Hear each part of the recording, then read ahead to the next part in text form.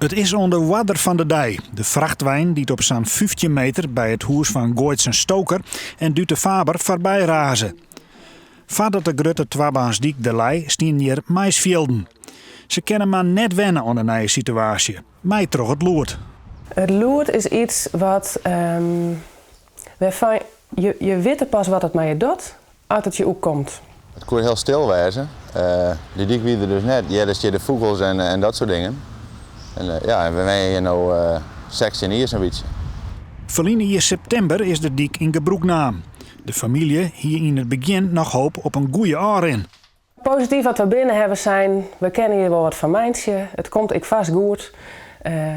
Tot die bewuste dag in september dat de diek iepen waard. En wij eigenlijk met Pien in het leven naar Hoesta rijden moesten. De vrachtauto's oer je eigen wenning zien rijden.